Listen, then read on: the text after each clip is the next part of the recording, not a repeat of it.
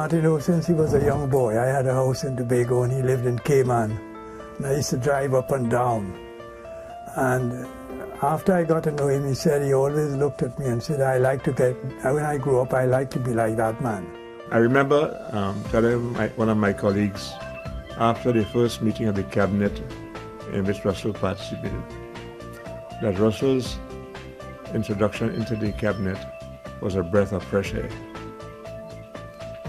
Here was a young Attorney General who was giving us advice that was clear and concise. He was thorough, and when he gave advice, he explained that we understood why the advice was given. There are at least two things that are unique about the appointment of Russell Martineau as Attorney General and Minister of Legal Affairs in the Chambers government in 1981. One is that at 36, he was the youngest attorney at law ever to be appointed Attorney General in Trinidad and Tobago, and two, at the time of his appointment, he had never met his boss, the late Prime Minister George Chambers. Mr. Martineau says it was only after he was sworn in at President's house that then President Sir Ellis Clarke introduced him to Prime Minister Chambers. Sir Ellis had sent emissaries to let me know that the Prime Minister was contemplating making me Attorney General, and he himself had invited me to discuss the matter with him, that is Sir Ellis. Up to that time I had never met the Prime Minister. And after a series of discussions, I eventually decided, okay, I'll accept the offer. I think at the time, from what Sir Ellis had told me, he too was contemplating making me an independent senator. And then the Prime Minister said, he preferred to have me as Attorney General for the whole of the 5-year period. The election in 1986, as you know, the PNM lost. Well, it was very challenging and very interesting, and I think I've learned a lot from it, not only from the point of view of constitutional and public law, but of human behavior and about politics. Because today I'm able to look back and smile at a lot of the things that are happening. And he was a very good Attorney General during the period of 5 years, 1981 to 86. So he enjoyed the relationship with Chambers, and Chambers relied very heavily on him for advice, all the laws that had to be passed in Parliament and so on. As Minister of Labour, I interacted with him quite a lot. At that time, you know, the country was in a bit of turmoil. There were a number of strikes and so on. And there was retrenchment taking place in the country because of the decline in the economy. And he was the one who helped us to draft the Retrenchment and Severance Pay Bill, which became the Retrenchment and Severance Pay Act, which is still in force today. I think throughout my whole term as Attorney General, I had signal events, if I may say that.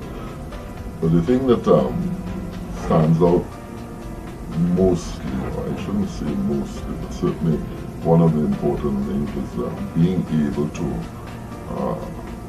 create at the time what I felt was a cadre of attorneys, certainly in the Solicitor General's department, people who today have this, you can see that they are lawyers of distinction, and with quiet pride, I often look back at my association with those people.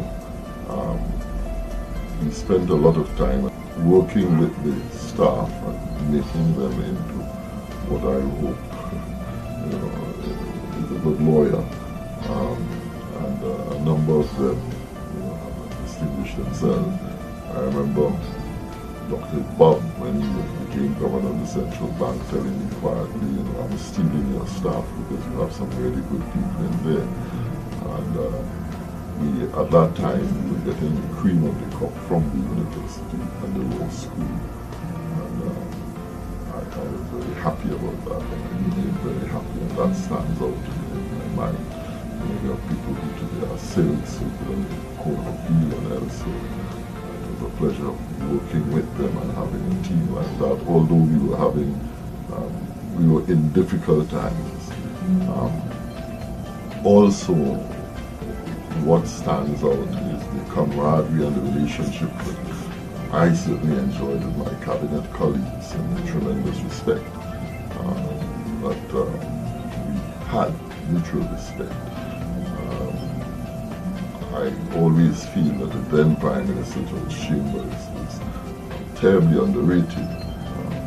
To me, he was a very bright man, I keep saying, in spite of what people think. I remember the searching questions he was asking the cabinet, particularly of the Attorney General. Russell Martineau was born here at Keenan, Tobago, just a short distance from the Crown Point Airport. He attended the nearby Bishop's High School, where he met fellow student Orville London, now Chief Secretary of the Tobago House of Assembly, and together they started cultivating what would be a lifelong friendship. After completing his GCE A-levels, the young Martineau remained at Bishop's for a few years, teaching mathematics and geography. He then set off for the prestigious University of Dundee in Scotland, where he did his Bachelor of Laws degree and subsequently to London University for his Masters. He was called to the bar at Lincoln's Inn in London before returning to Trinidad and Tobago to start his private practice in Port of Spain in 1972. And during that period of practice that I got to know him a little more intimately. I was very busy then in practice and required somebody to help me do my research. So somebody recommended him to me and I invited him over and we talked. And he did a lot of research on my opinions and cases and so on. And then I brought him into a number of my cases and he worked with me in the courts. He was a very diligent person. He did a lot of careful research. He was very learned in the law. And what is more important, he was a very pleasant person. And he was easy for clients to access and to talk to and advise and so on.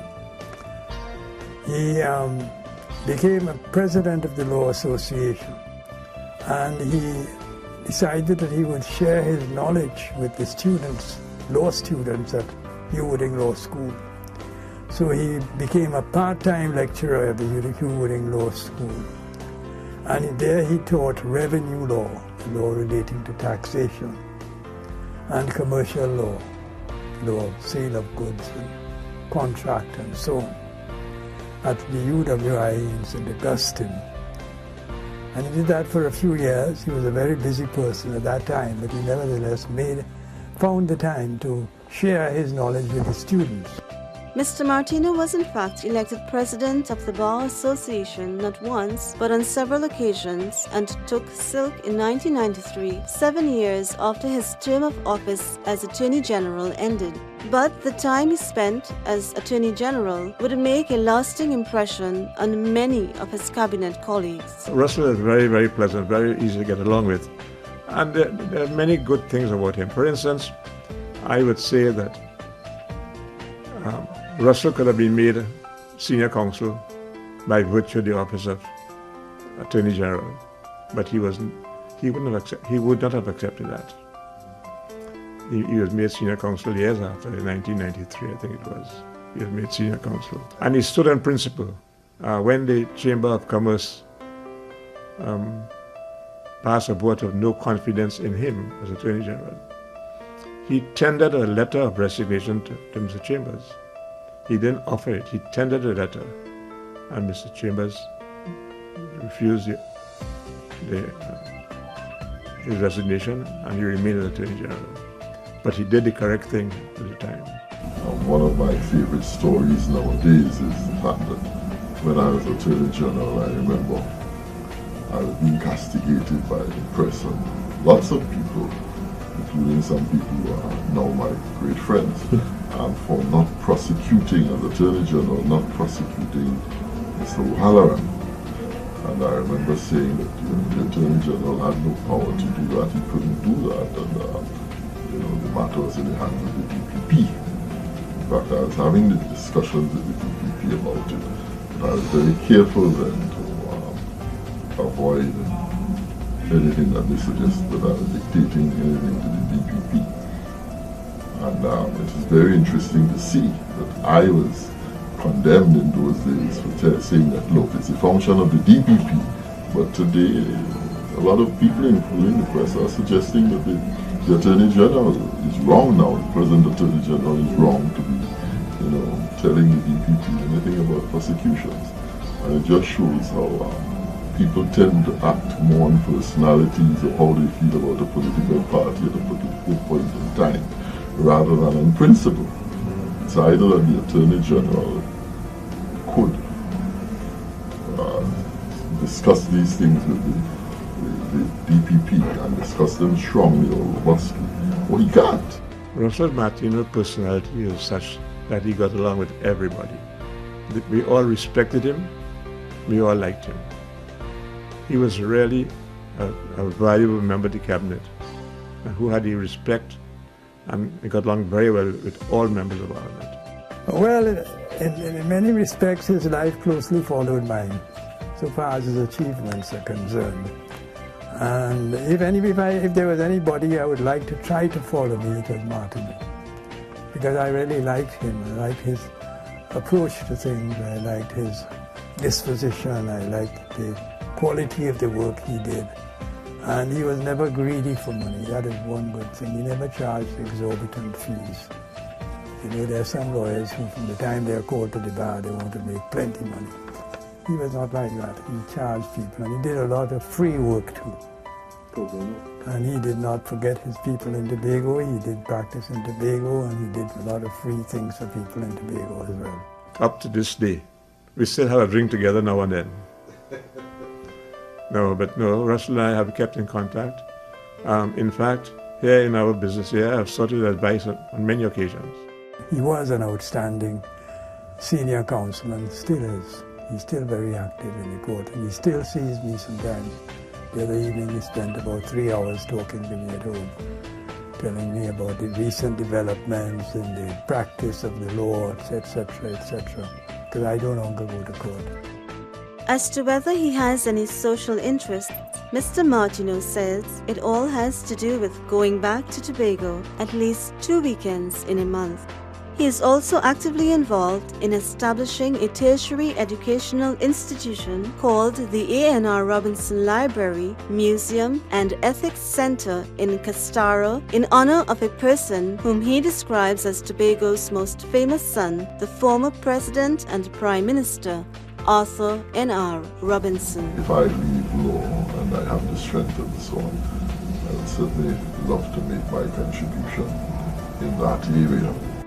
Mr. Martineau is married to Enold, a retired lawyer, and they have 4 children, a son and 3 daughters.